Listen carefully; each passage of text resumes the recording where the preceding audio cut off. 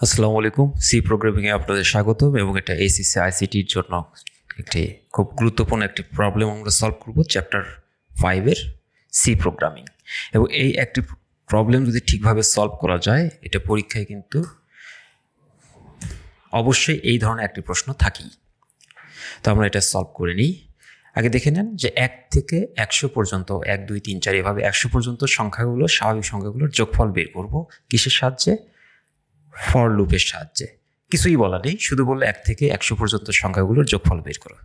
এটা আমরা প্রথমেই কমেন্ট করে রাখলাম যেন এটা কোডিংয়ে কোনো প্রভাব না ফেলে। তাহলে এই ক্ষেত্রে আমাদের যা করণীয়, আমরা জানি যে আমাদের প্রথম প্রয়োজন হ্যাশ দিয়ে ইনক্লুড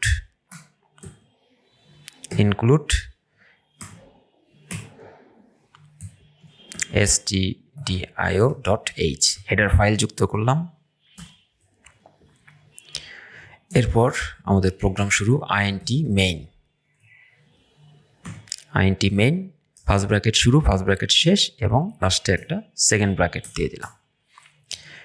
এরপর খুব ভালো করে খেয়াল করব, এই ফর্মুলাটা যদি আমরা দেখে নিই আর সমস্যা হবে না।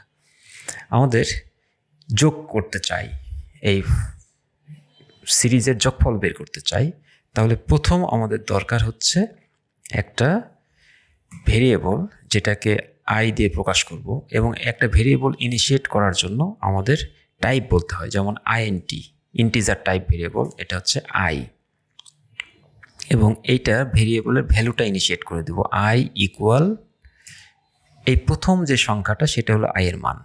এখানে আই না দে XYZ বা অন্য কিছু নাম সেটাও দেওয়া যেতে পারতো, আমি এখানে আই দিলাম, দিয়ে তার প্রথম সংখ্যাটা কত 1, এরপরে কমা, এরপরে আমরা দিতে চাচ্ছি আমরা কি করব, এখানে 1-এর সাথে 2 যোগ করব, আসলে ধারাটার যোগফল বের করব।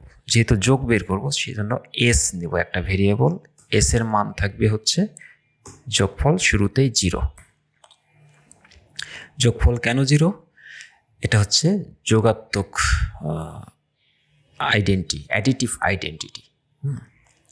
তাহলে 0-র সাথে যে কোনো সংখ্যা যোগ করলে সেটার যোগফল সংখ্যার মান অপরিবর্তিত থাকে, এই জন্য 0 হলো অ্যাডিটিভ আইডেন্টিটি। এরপরে আরেকটি বিষয় লাগবে, যে সেটা হচ্ছে শেষ পর্যন্ত কত পর্যন্ত যোগ করতে হবে। যেহেতু এখানে আমাদের জানা আছে 100, এই জন্য আমি আর কিছু বললাম না, অথবা আমি এখানে বলে দিতে পারি যে এখানে n আমি একটা ভেরিয়েবল ধরলাম, চাইলে এটা ক্যাপিটাল ধরাটাই ভালো, বুঝতে সুবিধা হবে। n ইকুয়াল 100 পর্যন্ত দিয়ে লাস্টে অবশ্যই সেমিকোলন দেব। যেহেতু এটা যোগফল বের করবো, এসটাকে আমরা ক্যাপিটাল ধরে নিতে পারি, চাইলে আইটাকেও ক্যাপিটাল ধরতে পারি, এটা জাস্ট আপনার স্বাধীনতা। এরপর আমরা 3টা গুরুত্বপূর্ণ কাজ আবার একটু বলে নিই। প্রথমে হচ্ছে প্রথম যে সংখ্যাটা থাকবে সেটাই আই এর মান, এরপর হচ্ছে এস যদি যোগ করতে হয় এস এর মান 0, আর এন সমান হচ্ছে শেষের সংখ্যাটা, যদি দেয়া আছে 100 এই কারণে 100 নিলাম। এইবার আমরা নেব হচ্ছে ফর লুপ, শুরু করলাম ফর দেওয়ার পর ব্র্যাকেট দিয়ে, এখানে যেহেতু আই এর মান শুরুতেই বলা আছে এই জন্য শুধু আই দিয়ে দেব, দিয়ে একটা সেমিকোলন দেব, আই দিয়ে সেমিকোলন অর্থাৎ ইনিশিয়াল ভ্যালু। এরপর আই, এটা কতক্ষণ আই যোগ করবে, আই এর মান যখন 1 2 3 4 এভাবে বৃদ্ধি পেতে পেতে যতক্ষণ না 100 হয়, তার মানে আই এর মান 100-র চেয়ে ছোট অথবা সমান, অর্থাৎ আমরা যেটাকে বলি লেস দেন ইকুয়াল 100। তো 100কে আমরা কি দিয়ে প্রকাশ করছি এখানে?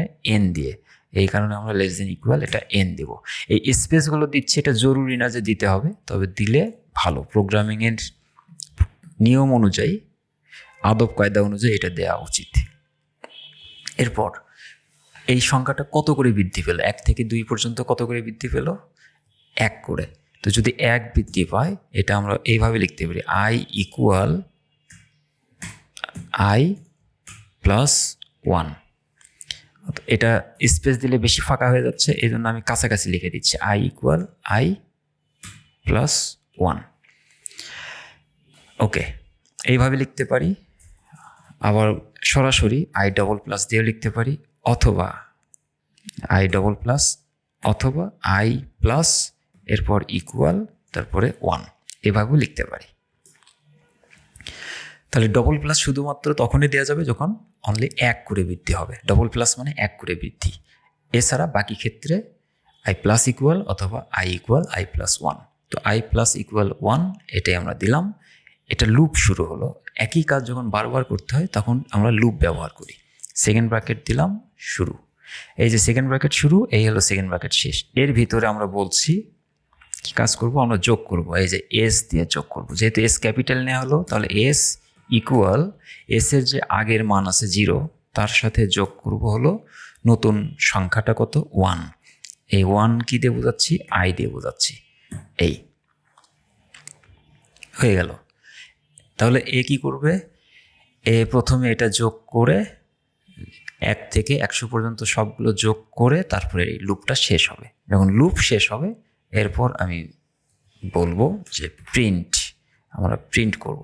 কি প্রিন্ট করব,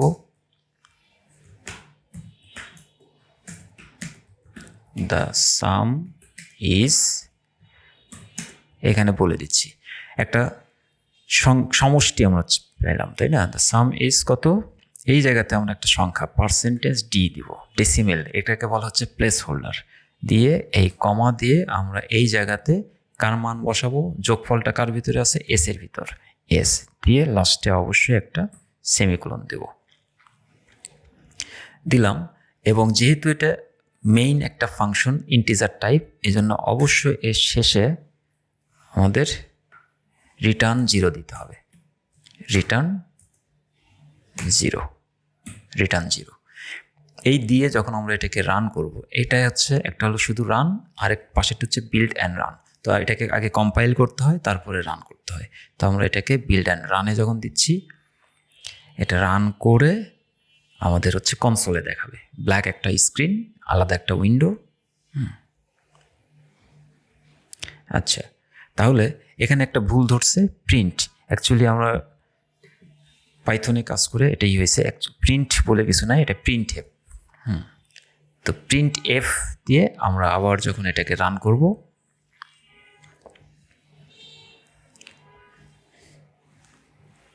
এই স্ক্রিন চলে আসছে, দ্য সাম ইজ 5050।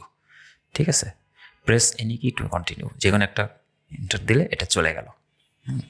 তো এই বিষয়টা, এই যে খুব সিম্পল ওয়েতে আমরা যেটা দেখলাম, এইটুকু যদি বুঝে ফেলি তাহলে আমাদের কিন্তু সবচেয়ে জটিল বিষয়টা ক্লিয়ার হলো। এখানে অনেকগুলো বিষয় ছিল, ভেরিয়েবল ডিক্লেয়ার ছিল, সাম যোগ করা, লুপ ব্যবহার করা, অনেকগুলো বিষয়। আরেকবার আমি বলছি, আইএনটি মেইন, প্রোগ্রাম শুরু, আইএনটি টাইপ, প্রথম সংখ্যাটা নিব হচ্ছে ভেরিয়েবল টাইপ, তারপরে একটা প্রথম সংখ্যাটা নিব হচ্ছে ইনিশিয়াল ভেরিয়েবল আই, এরপর যোগ করতে হলে এস এর মান 0, এরপর শেষের সংখ্যাটা নিব হচ্ছে এন।